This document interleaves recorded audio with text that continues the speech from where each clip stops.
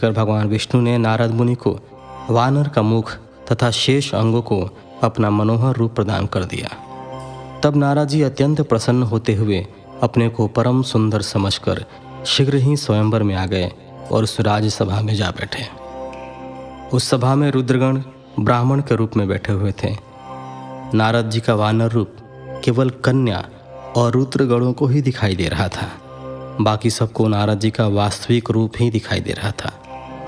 नारद जी मन ही मन प्रसन्न होते हुए श्रीमती की प्रतीक्षा कर रहे थे।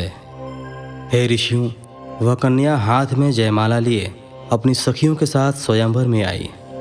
उसके हाथों में सोने की सुंदर माला थी। वह शुभ लक्षणा राजकुमारी लक्ष्मी के समान अपूर्व शोभा पा रही थी। नारद मुनि का भगवान विष्णु जैसा शरीर और वानर जैसा मुख देख वह कुपित हो गई और उनकी ओर से दृष्टि हटाकर मनवांछित वर की तलाश में आगे चली गई। सभा में अपने मनपसंद वर को न पाकर वह उदास हो गई। उसने किसी के भी गले में वरमाला नहीं डाली।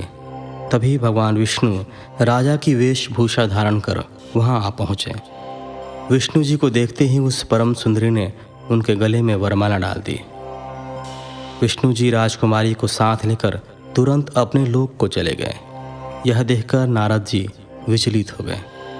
तब ब्राह्मणों के रूप में उपस्थित रुद्रगणों ने नारद जी से कहा, हे नारद जी, आप व्यर्थ ही काम से मोहित हो सौंदर्य के बल से राजकुमारी को पाना चाहते हैं। पहले जरा अपना वानर के समान मुख तो देख लीजिए। सूत जी बोले। यह वचन सुनकर नारद जी को बड़ा आश्चर्य हुआ। उन्होंने दर्पण में अपना मुंह देखा। वानर के समान मुख को देखकर वे अत्यंत क्रोधित हो उठे तथा दोनों रुद्रगणों को शाप देते हुए बोले, तुमने एक ब्राह्मण का मजाक उड़ाया है, अतः तुम ब्राह्मण कुल में पैदा होकर भी राक्षस बन जाओ। यह सुनकर वे शिवगण कुछ नहीं बोले, बल्कि इसे भगवान शिव की इच्छा मानते हुए उदासीन भाव से अपने स्थान को चले गए और भगवान शिव की स्तुति करने लगे। तो फिलहाल इस एपिसोड में आपने सुना अध्याय संख्या 1, 2 और 3। अगले एपिसोड में हम सुनेंगे चौथा अध्याय तथा उसके आगे के कुछ अध्याय। तो फिलहाल के लिए इजाज़त दीजिए। मिलते हैं आपसे अगले वीडियो में।